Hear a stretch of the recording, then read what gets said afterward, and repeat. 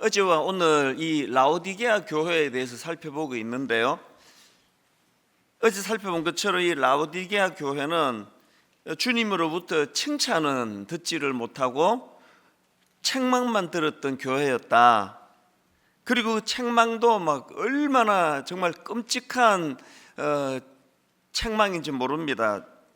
16절, 내가 이같이 미지근하여 뜨겁지도 아니하고 차지도 아니하니 내 입에서 너를 토하여 버리리라.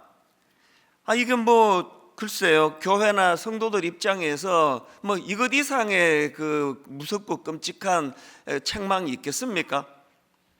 너무 역겨워서 너희들 하는 것을 보니까 내가 너무 역겨워 가지고 그냥 토해버리고 싶다, 이런 무서운 질책을 받았던 사람들이 라오디게아 교회 성도들이었는데요. 그런데 저는 이 오늘 본문에서 참 굉장히 중요한 포인트 하나를 발견하는데, 이게 뭐냐 하니까 쭉 이걸 제가 살펴보다가 보니까 오늘 이 라오디게아 교회를 가지고 꾸짖으시는 주님의 말씀이 계시록 3장 14절부터 22절까지 아닙니까? 그런데 이게 딱 전반부 후반부 이렇게 나누어지더라는 겁니다. 그리고 이 전반부와 후반부를 나누는 분기점, 그게 바로 18절에 나오는 이 한마디인데요. 18절에 무슨 말씀이 나옵니까? 내가 너를 구원하노니입니다. 내가 너를 구원하노니. 이 짧은 이 한마디가 이제 이 라오디게아 교회의 그 전반부는 상상을 초월하는 너무나 비참하고 너무나 정말 그 변질되고 타락한 그런 역겨운 것들을 드러내는 게 전반부라면, 이 한마디, 주님의 이 한마디 말씀, 내가 너를 구원하노니, 이 한마디 말씀이 그 앞에 나오는 그 17절 보십시오. 내가 말하기를 나는 부자라 부유하여 부족한 것이 없다 하나 너의 공고한 것과 가련한 것과 가난한 것과 눈먼 것과 벌거벗은 것을 알지 못하도다. 이 하나하나가 너무나 비참한 거 아닙니까? 너의 공고한 것, 가련한 것, 가난한 것, 눈먼 것, 벌거벗은 것, 이런 것들을 알지 못하는 이 비참한 상태, 이게 바로 전반부인 17절까지의 상황을 묘사하는 거라면, 바로 그 다음 나오는 주님의 이 한마디, 내가 너를 구원하노니, 이 한마디가 그 희망이라고는 눈 씻고 찾아보기 어려운 그 라오디게아 교회를 대반전으로 이끌 수 있는, 이게 바로 단초를 제공하는 거 아닙니까? 내가 너를 구원하노니, 이 말씀만 있으면 희망이 있는 거거든요. 내가 너를 구원하노니, 이 말씀 안에는 여전히 그 비참한 라오디게아 교회 성도랄지라도 그들을 포기하지 않으시는, 내가 너희들을 절대 포기하지 않고 있다, 이 희망의 메시지가 담겨 있는 거거든요. 그래서 제가 이런 관점으로 이 본문을 쭉 읽다가 보니까 이 명암이, 암과 명이네요. 전반부는 너무너무 어두운 먹구름으로 꽉 차있던 그 말씀이지만, 그러나 내가 너를 구원하노니, 이 한마디를 기점으로 암이 명으로 바뀌어지는 것을 볼 수가 있더라는 겁니다. 교회는요, 얼마나 거룩하고 얼마나 순결하고 얼마나 깨끗한 사람들이 모여 있는가를 드러내는 게 아닙니다. 교회는 참 라오디게아 교회 성도 이상으로 너무나 비참하고 초라한 자리에 빠져 있다 할지라도, 교회의 교회됨은 주님의 이 한마디, 내가 너를 구원하노니, 이 말씀에 반응만 할 수 있다면 완전한 반전이 일어날 수 있거든요. 우리가 지금 매 저녁마다 고난주간에 그 피곤한 육신을 이끌고 이 드림센터로, 또 우리 송림 본당으로, 옆에 체육관으로 각 가정에서 지금 그 인터넷을 켜서 모여드는 이유가 이 한마디 듣기 위한 거 아닙니까? 내가 너를 구원하노니, 어제 말씀드렸죠. 그 7교회 중에 가장 비참한 교회 중에 하나인 이 라오디게아 교회를 제가 이틀 동안 살펴보기로 결정한 것은 바로 이 점 때문입니다. 우리가 라오디게아 교회 성도들보다 낫습니까? 우리가 라오디게아 교회 성도들처럼 차지도 뜨겁지도 않은 이 미지근한 상태에 빠졌다라는 그 라오디게아 교회 성도들이 들었던 책망을 우리는 피할 자신이 있습니까? 더하면 더했지 절대로 덜 하지 않다고 생각합니다. 그러나 오늘도 우리가 희망을 가지는 것은, 그래서 22절에 귀 있는 자는 성령이 교회들에게 하시는 말씀을 들을지어다, 이 말씀이 우리에게 소망이 되는 거예요. 그래서 우리가 이렇게 이야기해야 됩니다. 이 설교 다 듣고, 주님, 나는 라오디게아 교회 성도하고는 다른 걸 내가 알게 됐습니다.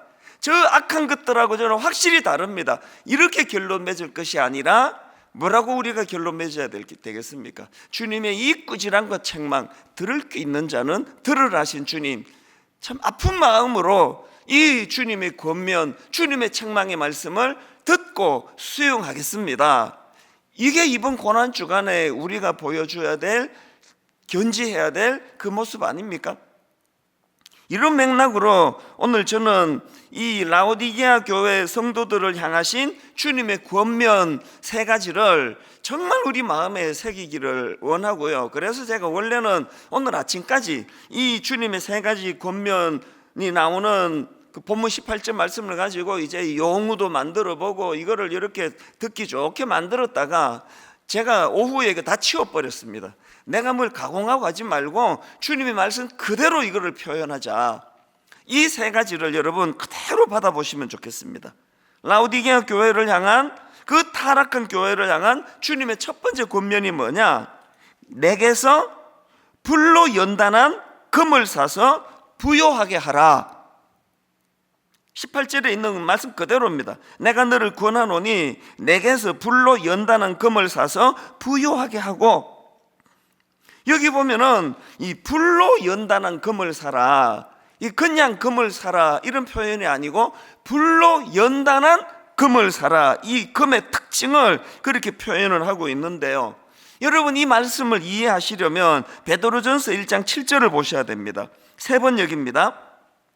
하나님께서는 여러분의 믿음을 단련하셔서, 하나님께서는 여러분의 믿음을 단련하셔서 불로 단련하지만 결국 없어지고 마는 금보다 더 귀한 것이 되게 하시며, 예수 그리스도께서 나타나실 때에 여러분에게 칭찬과 영광과 존귀를 얻게 해주십니다. 이 놀라운 칭찬과 영광과 존귀를 얻게 하는 그 모든 그 출발점이 내게서, 주님에게서 불로 연다는 금을 사서 부요하게 하라는 겁니다. 이 믿음의 어떤 특징을 지금 강조하고 있는 겁니까? 여러분, 믿음이라는 것은 이 불로 금을 연단하듯이, 불로 금을 단련하듯이 이 연단을 통해서 굳세어져 가는 성질을 갖고 있다는 거 아셔야 됩니다. 제가 이 연단, 이 단어를 그 국어사전을 찾아보니까요, 쇠붙이를 불에 달군 후 두드려서 단단하게 함, 이게 연단이고요. 또 하나 더 나오더라고요. 연단이 뭐냐? 몸과 마음을 굳세게 함.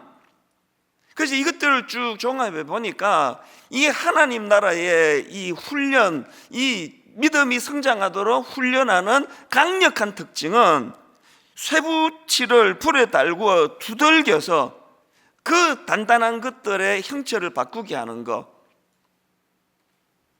오늘 라오디게아 교회 이상으로 너무나 편하고 여러 가지 여건이 좋고, 지금 저는 한 걱정입니다. 지금 이 코로나19가 이제 이게 지금 1년을 넘어 1년 반, 2년을 지금 가고 있는데요. 이게 막 처음에는 막 교회를 못 가는 게 너무 마음이 아프고, 주일날 그 조그만한 화면이나 텔레비전 켜놓고 예배 드리는 게 그 자체로도 가슴이 아프고 그랬는데, 너무 편해진 거예요. 이제 막 주차 걱정도 없고, 뭐 옷 안 갈아입어도 되고, 막 너무 신앙생활이 좋아지고 편해져서, 이게 코로나가 끝나도 이제 뭐 나 그냥 이렇게 예배 드리지 뭐, 이런 분들이 나올까봐 정말 저는 걱정이거든요. 이 코로나19라고 하는 참 한 번도 겪어보지 못한 이 가슴 아픈 이 사태가, 저는 하나님께서 우리에게 주시는 연단이 되기를 원합니다. 마귀의 너무나 무서운 악한 공격, 그래서 편하게 신앙생활 해라, 뭐가 다르냐. 여러분 꼭 기억하십시오. 신앙생활이라는 것은 불로 금을 연단하듯이 이 연단을 통해서 굳세어지는 것이라는 겁니다. 그래서 이제 여기 나오는 불로 연단한 금을 사서 부요하게 하고, 이 말씀을 이해하시려면 신명기 8장 3절, 광야길에 있던 그 이스라엘 백성들을 한번 연상해 보십시오. 너를 낮추시며 너를 줄이게 하시며, 이게 연단 아닙니까? 그 광야길 가운데 결핍된 많은 그 상황 가운데 하나님께서는 너를 낮추시며 너를 줄이게 하시며, 또 너도 알지 못하며 내 조상들도 알지 못하던 만나를 내게 먹이신 것은 사람이 떡으로만 사는 것이 아니요 여호와의 입에서 나오는 모든 말씀으로 사는 줄을 내가 알게 하려 하심이라. 무슨 뜻입니까? 모든 게 결핍이 되니까, 갖추어진 게 하나도 없으니까, 내일 아침에 식사도 주님이 만나를 내려주지 않으시면은 이게 뭐 내일 식사가 어떻게 될지 모르는 그 두려운 상황 속에 빠져있던 그 모든 게 하나님의 훈련 과정이라는 거예요.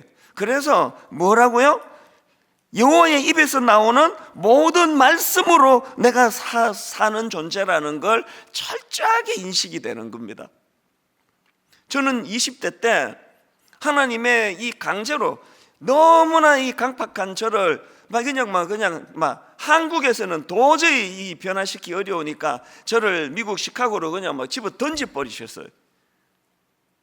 아무것도 모르고 철없이 살던 제가 1983년 3월 15일, 저는 이 날이 저의 제2의 생일입니다. 3월 15일이 되면은 저한테 생일 카드도 좀 보내주시고 또 선물도 보내주시고, 제가 다시 태어난 날이에요. 아무것도 모르던 철부지 중에 철부지인 제가 딱 시카고 공항에 딱 도착하면서부터 낌새가 좀 이상하더라고요. 우선 영어 하는데 한마디도 못 알아듣겠고, 그리고 이 이민 수속을 밟고 하는 과정에서 내 낌새가 좀 이상했습니다. 그 다음 날부터 억장이 무너지는, 말로 다 할 수 없는, 정말 눈물 젖은 빵을 먹으면서 흘렸던 눈물은요, 진짜 과장이 아니라 이 큰 통에 한 통이 될 겁니다. 길 가면서도 울고, 초라해서 울고, 수치스러워서 울고, 몸이 고단해서 울고, 맨날 그냥 세수하다 보면은 코피가 터져서 억장이 무너지고, 이 과정을 7년 동안 겪으면서 너무나 많은 연단을 제가 경험했는데, 그리고는 이제 8년 차부터는 역이민 한국으로 돌아와 가지고 이제 우리나라 와 가지고 영어 안 해도 되고 너무나 내가 그리워하던 한국으로 와서 좋았는데, 그때부터는 이제 외로움, 온 가족이 다 미국에 계시는데 결혼도 안 한 이 막내 아들이, 막내 동생이 홀로 서울 생활을 하는데, 또 억장이 무너지는 그 가슴이 터질 것 같은 그런, 하여튼 제 가슴은 주인 잘못 만나가지고 20대부터 지금까지 터질 것 같아요. 지금까지 하나님 은혜에 좋아서도 터질 것 같고, 외로워서 터질 것 같고, 안 터지고 있는 게 신기해요.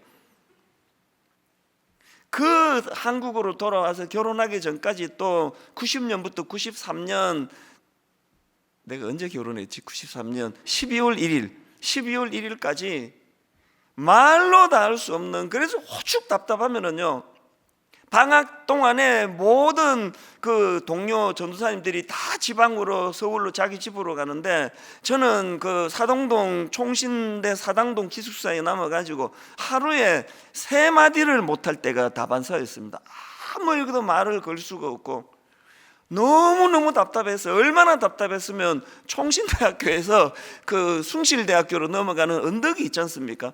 총신대만 있는 게 너무 심심해가지고 그 숭실대로 거기 가면 사람들이 좀 많아요.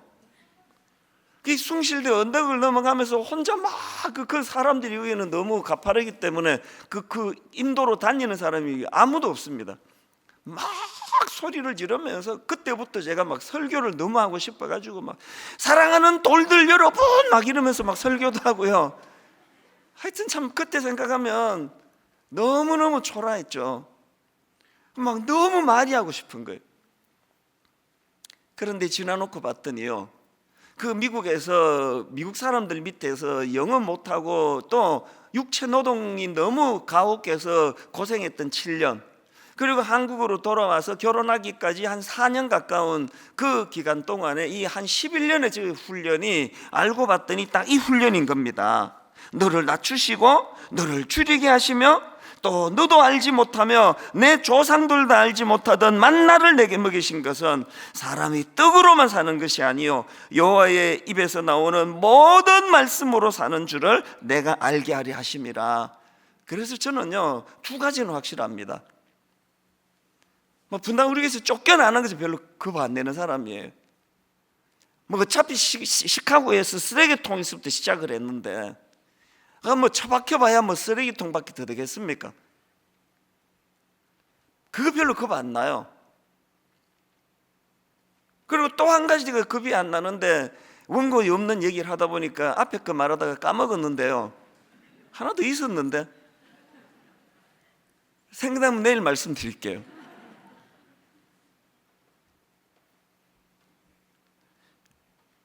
내일 아침에 내 인생이 어떻게 되는 거지?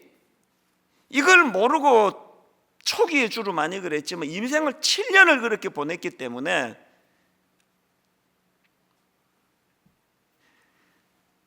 사람이 떡으로만 사는 것이 아니요 여호와의 입에서 나오는 모든 말씀으로 사는 줄을 내가 알게 하려 하심이라. 이 훈련을 14년 동안 받고 나니까 1만 성도 파송 운동을 선언하는데 단 한순간도 주저함이 없었고요. 지난 8년 동안 이거 어떻게 되는 거야? 아침에도 어떤 교역자가 그러더라고요. 목사님, 점심 먹으면서 들었네요. 목사님 진짜 이거 기적입니다.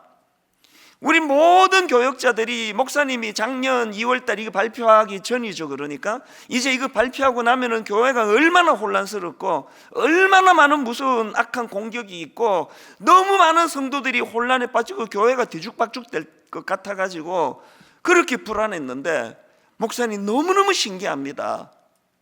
어떻게 이렇게 성도님들이 순종의 자리로 나가는지, 교회가 어떻게 이렇게 조용하게 참 이 은혜의 길로 나가는지 말로 다 알 수 없다는 그런 이야기를 제가 들으면서 너무 동의가 될 수밖에 없었거든요. 저와 여러분이 이 훈련을 더 하셔야 됩니다. 저와 여러분이 불로 연단한 금을 사서, 그래서 제 인생에서 너무나 고생스러웠던 그 14년의 기간이 가장 저에게는 큰 축복이에요. 그래서 항상 이야기합니다. 하나님 주시는 가장 큰 축복의 선물은요, 변장하고 찾아오는 축복이에요. 변장하고 찾아오는 축복이 뭔지 아시잖아요. 그게 고난입니다. 고난은 변장하고 찾아온 축복이고, 그런 면에서 이 불쌍한 라오디게아 교회 사람들은 이 축복을 모르기 때문에 얕은 참 초라한 인생으로 그렇게 전락한 거 아닙니까? 이런 차원에서 저는 베드로전서 1장 6절 그러므로 너희가 이제 여러 가지 시험으로 말미암아 잠깐 근심하게 되지 않을 수 없으나, 그 다음 보세요. 대반전입니다. 오히려 크게 기뻐하는도다. 아마 이 중에요 한 3분의 2는 도대체 뭔 말이야? 아니 지금 이제 여러 가지 시험으로 말미암아 근심할 수밖에 없는 그 상황인데 오히려 크게 기뻐하는도다. 제가 여러분 그렇게 비참한 14년에 억장이 무너지는 그 시간들을 틈만 나면 여러분한테 제가 자랑하는 그 이해가 되세요? 내 생애에 그 14년의 고난과 연단의 시간이 얼마나 저에게 복된 시간이라고, 그래서 고난은 변장하고 찾아온 축복이라는 이야기를 서슴없이 할 수 있는 이 저의 심정을 여러분이 이해할 수 있습니까? 그 14년의 고난의 연단이 있었기 때문에 여러분 교회 성도가 많고 노출이 돼 있으니까 단 하루도 그냥 지나가는 날이 없습니다. 막 무지막지한 일들로부터 시작해가지고 크고 작은 일들이 쌓여있지만 저는 그런 것 때문에 흔들리지 않습니다. 제가 강심장이 아니고 저는 새가슴이에요. 새가슴. 원래는. 그러므로 너희가 이제 여러 가지 시험으로 말미암아 잠깐 근심하게 되지 않을 수 없으나 오히려 크게 기뻐하는도다. 이걸 구현해낸 인물이 구약의 요셉 아닙니까? 여러분 시편 105편 17절에 나오는 요셉의 이야기 한번 들어보세요. 그가 한 사람을 앞서 보내셨으며 요셉이 종으로 팔렸도다. 그의 발은 착고를 차고 그의 몸은 쇠사슬에 매였으니 곧 여호와의 말씀이 응할 때까지라. 그의 말씀이 그를 단련하였도다. 지금 여러분 그 요셉의 스토리를 딱 이렇게 세 구절로 압축을 했는데요, 요셉의 특징을 18절에서 그의 발은 착고를 차고 그의 몸은 쇠사슬에 매였으니, 이 한마디로 요셉의 연단을 압축해서 설명하거든요. 이 배경 아시죠? 그 못된 배다른 형제들에 의해서 애굽에 인신매매돼서 팔려간 것도 이게 죽을 지경인데, 거기서 또 만난다고 만나는 게 그 진짜 이상한 여자예요. 저는 항상 우리 남자보다 여성들이 훨씬 우수하다는 생각을 하거든요. 재료가 우선 좋잖아요. 우리는 흙으로 만들어서 좀 부실해, 남자들은. 근데 이 여성들은 가장 그 심장을 보호하는 그런 재료를 가지고 만들었기 때문에 여성들이 훨씬 우수합니다. 막 이 성적인 충동에 매이고 이런 것들도 보면은 여성들이 남성보다 훨씬 성숙해요. 그런 거에 막 그냥 욕정의 화신이 되고 이런 여성들 저는 별로 만나본 적이 없거든요. 사는 동네가 달라서 못 만났을 수도 있겠죠. 그런데 요셉이 만나도 이런 그 욕정의 그 중년 부인을 만나가지고 막 그냥 그 어린애한테 말도 안 되는 그런 성적인 그런 유혹을 하는 그것을 요셉이 끝끝내 이겨내잖아요. 막 얼마나 급하게 그냥 달려드는 그 여자를 뿌리치느라고 그냥 옷을 그냥 훌르덩 벗고라도 그 길을 모면은 이 거룩하고 깨끗한 요셉인데, 세상에 갖다 붙일 걸 붙여야지 이런 순결한 요셉한테, 아니 성폭행 미수범이 뭡니까? 그래서 18절이 나온 거 아닙니까? 그의 발은 착고를 차고 그의 몸은 쇠사슬에 매였으니. 저는 이런 생각을 해봐요. 요셉이 이렇게 이 손발이 묶인 게 그를 절망하게 만드는 게 아니라 성폭행 미수범이라는 딱지가 막 숨쉬기가 어려울 정도로 수치스러웠을 거예요. 그런데 이게 이 18절 다음에 19절이 이게 어떤 의미를 부여하느냐, 곧 여호와의 말씀이 응할 때까지라. 그의 말씀이 그를 단련하였도다. 요셉 입장에서는 말로 다 할 수 없는 고통과 시련의 시간이었는데, 알고 봤더니 그 끔찍한 시련의 시간이 요셉을 크게 위기의 때에 온 나라와 민족을 구하는 일에 쓰임받는 어마어마한 종으로 자리매김하시기 위하여 하나님이 단련하신 시간이었다는 거예요. 그래서 여러분, 이 베드로전서 1장 6절 말씀은요, 나중에 자기 민족을 구하고 그 어려운 주변 국가들을 구하는 자리에 섰던 요셉이 썼다고 해도 과언이 아닐 거예요. 다시 읽어보세요. 요셉이 썼다 생각하고 한번 읽어보세요. 아니지만, 그러므로 너희가 이제 여러 가지 시험으로 말미암아 잠깐 근심하게 되지 않을 수 없으나 오히려 크게 기뻐하는도다. 이게 요셉 이야기에 해당이 됩니까, 안 됩니까? 지난 그 끔찍한, 그 비참한, 그 수치스러운 그 모든 세월들을 너무너무 기뻐하는, 너무나 감사하는, 이게 요셉하고 저하고 공통점 아닙니까? 오늘 저는 여기 우리 젊은 청년들 진짜 주님 이름으로 한 가지 축복하기 원합니다. 여러분이 지금 젊은 시절에 겪어야 하는, 젊은 시절에 흘려야 하는, 저는 지금 일어나고 있는 일련의 수많은 우리나라의 무슨 LH인가 뭔가 이런 것부터 해서 수많은 청년들의 분노를 너무나 잘 이해할 것 같아요. 너무나 마음의 분노가 들끓어오르는 이 모순된 사회를 향한, 그리고 여러분이 겪어야 하는, 여러분이 남몰래 흘려야 되는 그 눈물이 반드시 여러분 이 땅에서, 여러분 삶 가운데에서 오히려 크게 기뻐하는 사건으로 바뀌게 될 줄로 믿습니다. 바뀌게 되기를 주님 이름으로 축복합니다. 그래서 요셉에게 주신 이 결론의 말씀 시편 105편 19절, 곧 여호와의 말씀이 응할 때까지라 그의 말씀이 그를 단련하였도다. 너무너무 억울하고 너무나 분하고 말도 안 되는 그런 억장이 무너지는 절망적인 그 모든 일들이 그의 말씀이 그를 단련하였도다. 그런가 하면 또 한 가지요. 여기 불로 연단한 금을 사라. 이 말씀을 보면서 제가 배우는 메시지가 뭐냐면은, 여러분 보통 이 금의 그 순도를 나타내는 단위가 캐럿 아닙니까? 이 캐럿. 그래서 이제 완전 99.9% 순금을 말할 때는 24K, 또 불순물이 좀 섞인 거는 18K, 그것보다 좀 더 섞인 거는 14K. 이게 금이라고 다 금이 아니에요.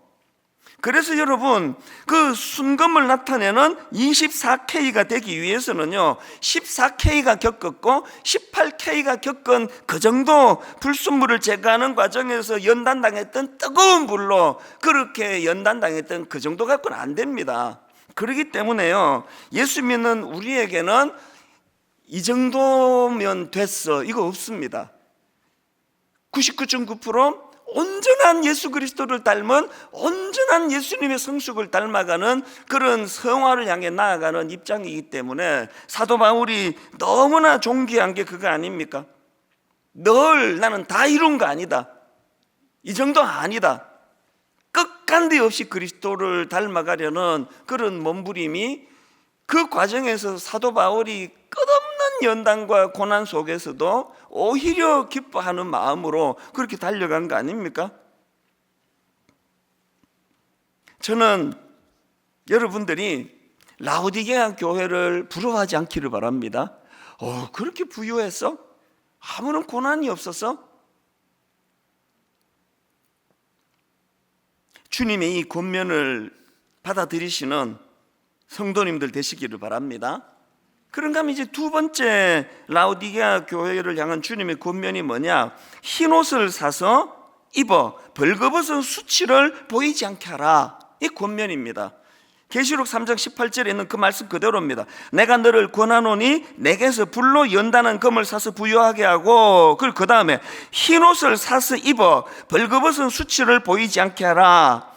이 흰옷을 사서 입어, 이 표현은요 바로 앞에 나오는 계시록 3장 4절입니다. 그러나 사대에 그 옷을 더럽히지 아니한 자 몇 명이 내게 있어 흰옷을 입고 나와 함께 다니리니. 또 5절, 이기는 자는 이와 같이 흰옷을 입을 것이요 내가 그 이름을 생명책에서 결코 지우지 아니하고, 이렇게 지금 흰옷을 입었다, 흰옷을 입을 것이요, 이런 표현들은요 한마디로 말하면 하나님을 위한 구별됨이에요.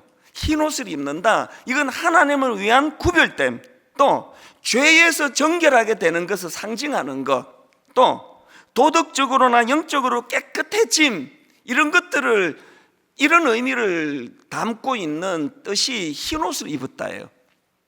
우리나라가 그 백이 민족이다, 참 통하는 게 있는 것 같습니다. 그러니까 이 두 번째 권면인 흰옷을 사서 입으라, 이 말씀 속에는요 당시 우상 숭배와 악한 음행에 물들어 있던 라오디게아 성도들이 그 악한 짓을 좀 청산하고 거룩을 좀 추구해라, 성결을 좀 추구해라, 그 음란한 자리에 좀 빠져있지 말거라, 이 권면 아니겠습니까? 우리 어떻습니까 지금? 여러분, 이 세상과 구별되는 흰옷을 입고 다니세요?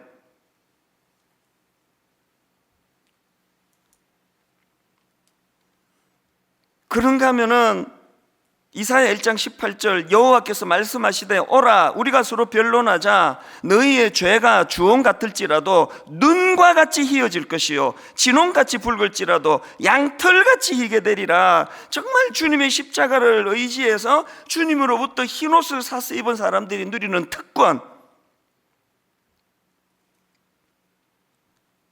늘 이 음란하고 악한 이 시대에 물들지 않으려고 그냥 컴퓨터 클릭 하나조차도 긴장하면서 하셔야 됩니다. 언제 뭐가 튀어나올지 모르는 시대니까. 그 뭐 상상을 초월하는 이런 음란한 시대를 살아가기 때문에, 그리고 육신이 약해서 그런 이 음란하고 악한 세상에 참 잠깐 거기에 빠졌다 할지라도 방금 주님이 주신 이 은혜와 같이 하나님의 은혜로 양털같이 희게 되는 그 꿈을 꾸면서 나가는 삶, 이게 라오디게아 교회들을 향한 주님의 권면 아닙니까? 저는 이 18절 말씀이 참 마음이 아픈 게 뭐냐면은, 우리 현실을 보면서 18절을 다시 한번 보십시오. 내가 너를 권하노니 내게서 불로 연단한 금을 사서 부유하게 하고 흰 옷을 사서 입어. 그 다음 보세요. 벌거벗은 수치를 보이지 않게 하고. 난 이 대목이 나 진짜 슬픕니다. 오늘 이 시대는요, 부끄러움을 잃어버린 시대 아닙니까? 옛날에는 무슨 못된 짓 하고 텔레비에 나오는 사람들 보면은 막 카메라 갖다 대면은 막 얼굴 안 보이려고 막 이런 막 엄청나게 몸부림하는 것들이 뭐 요즘도 그렇게 하기는 하는데요, 그 수치를 모르는 건 그건 짐승이에요. 이 부끄러움을 모른다는 거 가장 비참한 상태입니다. 저는 윤동주 시인 참 대표적인 크리스천 아닙니까? 그분의 서시 너무너무 저는 사랑합니다. 죽는 날까지 하늘을 우러러, 죽는 날까지 하늘을 우러러. 무슨 마음의 소원이 있습니까? 한 점 부끄러움이 없기를. 이런 마음을 가지고 살다 보니까 그 깨끗한 이미지가 윤동주 시인 아닙니까? 죽는 날까지 하늘을 우러러 한 점 부끄러움이 없기를, 잎새에 이는 바람에도 나는 괴로워했다. 이 영적으로 섬세한 그 크리스찬 시인의 그 마음이 느껴지니까요.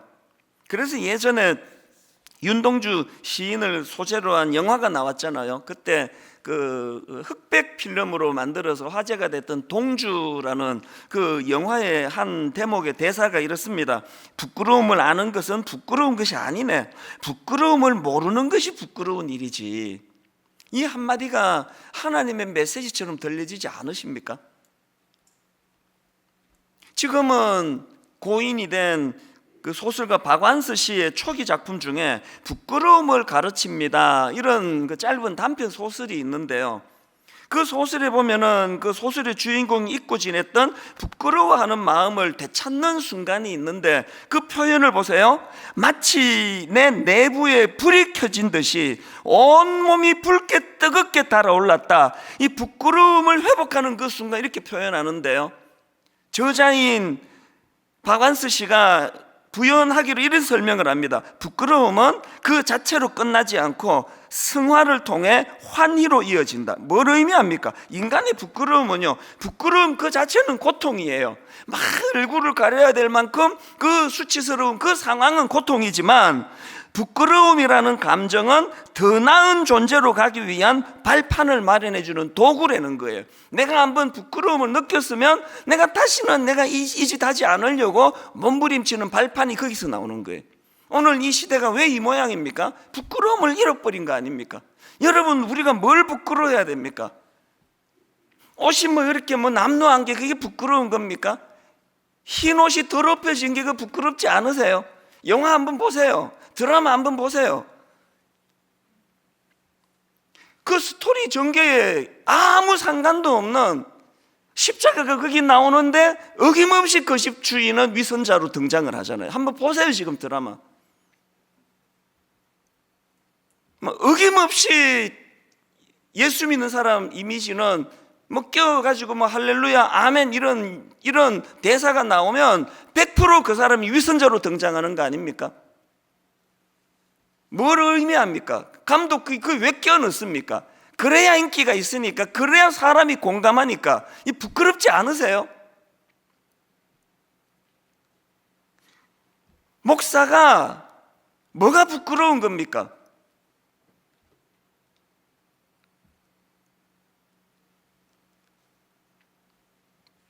목사가 이게 무슨 사기꾼 비슷하게 막 말에 책임도 안 지고 막 내키는 대로 막 그냥 내지르고 막 떠들어 제끼고 이런 이미지가 돼버린 오늘 현실이 이게 부끄러워 얼굴을 못 드는 상황 아닙니까? 크리스찬이 뭘로 우리의 정체성을 드러냅니까? 뭐 허구한 날 뭐 술 안 마시는 거, 담배 안 피는 거 좋아졌어요. 술, 담배 다 하시니까 라고 말하면 안 되고, 뭐 그거라도 안 하니까 뭐 그 좀 다행이다 이렇게 위로를 받고 싶지만요, 우리 그리스도인의 정체성이 뭐 기껏 뭐 술 안 마시는 거, 뭐 담배 안 피는 거 진짜 부끄러워해야 되는 시대거든요. 이게 뭡니까? 이게 진짜 이게 아니 이게 지금 뭐냐고. 이게 이 부끄러움을 잃어버렸기 때문에 이 주님의 이 권면의 말씀이 저는 절실하게 느껴지는 겁니다. 흰 옷을 사서 입어 벌거벗은 수치를 보이지 않게 하고, 누가 흰 옷을 사서 입어야 되겠다는 결단을 하게 됩니까? 더럽어진 내 꼴이 부끄러움으로 느껴질 때, 저는 이번 고난주간에 저와 여러분이 부끄러움을 회복하게 되기를 바랍니다. 진짜 이 부끄러움이 회복이 돼, 수치가 회복이 되어서, 그래서 제가 참 견딜 수 없어 주님 앞에 매달려 회개의 자리로 나가기 바랍니다. 마지막 세 번째, 라오디게아 교회를 향한 세 번째 권면이 뭐냐? 안약을 사서 눈에 발라 보게 하라. 가장 심각한 권면입니다. 18절, 내가 너를 권하노니 내게서 불로 연단한 금을 사서 부요하게 하고 흰옷을 사서 입어 벌거벗은 수치를 보이지 않게 하고, 그 다음에 안약을 사서 눈에 발라 보게 하라. 세 번역으로 보니까 너의 눈이 밝아지려거든 안약을 사서 눈에 발라라. 이 말씀은 17절에 나오는 내가 말하기를 나는 부자라 부요하여 부족한 것이 없다 하나 내 공고한 것과 가련한 것과 가난한 것과 눈먼 것과 벌거벗은 것을 알지 못하는도다. 이렇게 영적 분별력을 잃어버려 헷갈리고 있는 라오디게아 교회 성도들에게 주님이 주시는 진지한 권면이에요. 왜 이 권면이 너무나 두렵게 받아들여져야 되느냐? 여러분 엘리 제사장 다 아시죠? 엘리 제사장, 사무엘상에 나오는 3장 1절 2절, 아이 사무엘이 엘리 앞에서 여호와를 섬길 때에는 이 악한 특징을 보세요. 여호와의 말씀이 희귀하여 이상이 흔히 보이지 않았더라. 이 1절 다음에 나오는 이 의미가 이 굉장히 여러 가지 의미를 담고 있는 게 2절이거든요. 엘리의 눈이 점점 어두워져 가서 잘 보지 못하는 그때에, 엘리의 눈이 점점 어두워 가서 잘 보지 못하는 그때에, 이 육신의 눈이 어두워져 가는 엘리를 묘사하면서 지금 저자가 뭘 강조하고 있는지 아시잖아요. 그의 그 비참한 제사장이라는 그 포지션과는 너무나 어울리지 않는, 영적으로 무지하고 영적으로 어두워 있던 눈이 감긴 그 상태가 그 집안을 몰락시켜 버리잖아요.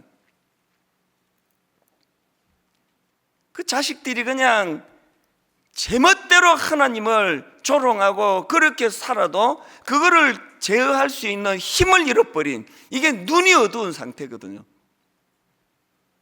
여러분, 우리가 이 주님의 권면 안약을 사서 눈에 발라 보게 하라, 왜 이거를 두려워하면서 받아야 되느냐? 이거를 방치하면 엘리 제사장 가문처럼 몰락하니까요. 삼손도 마찬가지 아닙니까? 삼손도 여러분이 아시지만 사사기 16장 21절, 블레셋 사람들이 그를 붙잡아 그의 눈을 빼고 끌고 가사에 내려가 놋줄로 매고 그에게 옥에서 맷돌을 돌리게 하였더라.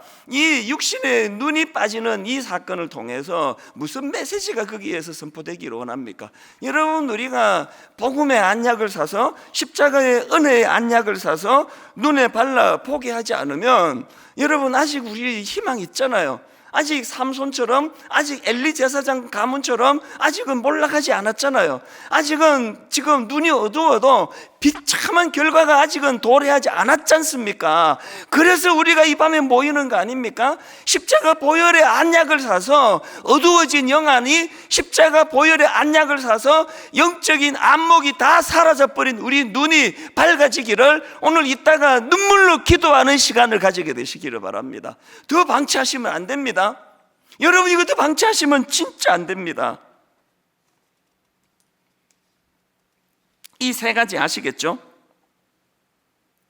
이 세 가지를 세 가지 권면을 담고 있는 18절, 이 말씀이 너무너무 소중한데 이 18절을 자세히 보면은요 공통점이 하나 있습니다. 18절을 보십시오.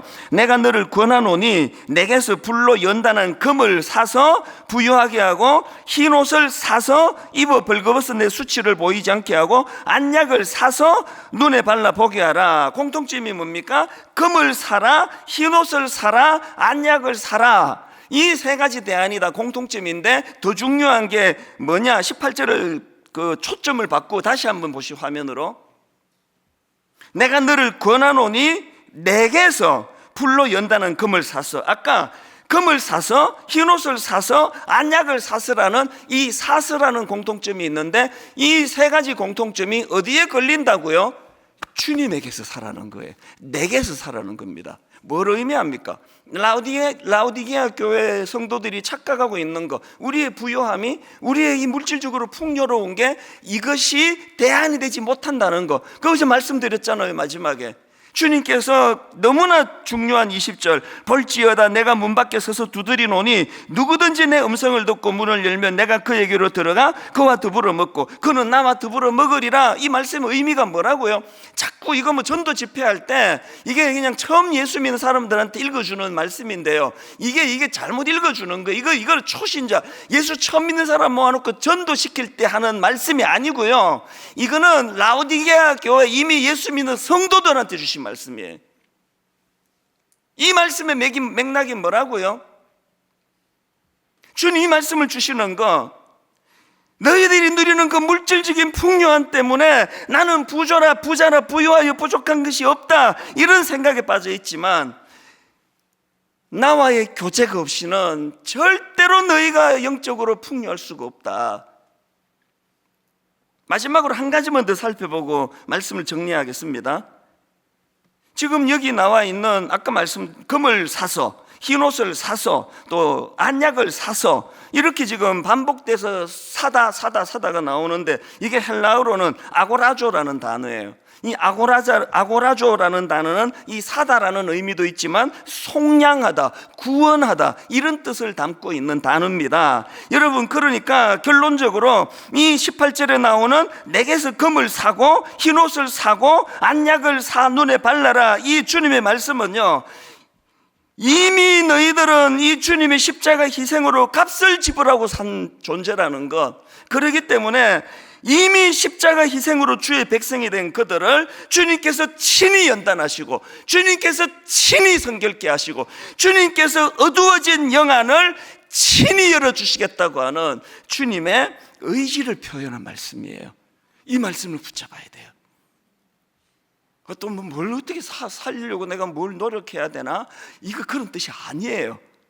이미 주님이 사셨어요. 이미 속량하셨습니다. 이미 구원하셨습니다. 이 말씀의 너무나 소중한 핵심은 이미 십자가 희생으로 내 백성이 된 너희들, 너무나 어두워진 비참한 상태에 있지만 그러나 주님의 의지, 내가 친히 너희들을 연단하고 내가 친히 너희들을 거룩과 성결의 자리로 인도하고 내가 친히 어두워진 영안을 뜨게 만들어주는 그 일을 내가 행할 것이다. 고난주간에 진짜 붙잡아야 되는 가장 소중한 메시지예요. 이 확신을 가지고 저는 이 찬송가를 부르면서 마음으로 참 마음에 뜨거움이 올라왔는데요, 예수 십자가에 흘린 피로써 그대는 씻기어 있느냐, 더러운 죄 희게 하는 능력을 그대는 참 의지하는가. 3절에 보니까요, 주님 예수 다시 올 때 그대는 영접할 예복이 있는가, 그대 몸은 거룩한 곳 천국에 들어갈 준비가 됐는가. 지금 이 흰옷 입은 하나님의 사람들을 묘사하는데 제가 눈물로 부르는 게 4절이에요. 모든 죄에 더러워진 예복을 주 앞에 지금 다 벗어서 샘물같이 솟아나는 보혈로 눈보다 더 희게 씻어라. 다시 말씀드립니다. 이미 주님의 십자가 보혈로 금을 사고 흰옷을 사고 안약을 사 바를 수 있도록 모든 은혜를 다 주신 그 주님께서 오늘 우리들에게 말씀해 주십니다. 내가 친히 너희들을 연단하고 내가 친히 너희들을 거룩과 성결의 자리로 인도하기를 원하고 내가 친히 어두워진 영안을 열어주기를 원한다. 이 하나님 아버지, 이 주님의 마음을 마음에 담으시고, 아버지, 모든 더러워진 예복을 주님 앞에 지금 다 벗어서 샘물같이 솟아나는 십자가 보혈로 눈같이 희게 씻어주시기를 사모하고 또 사모합니다. 우리 찬양을 같이 한번 불러보지 않으시겠습니까?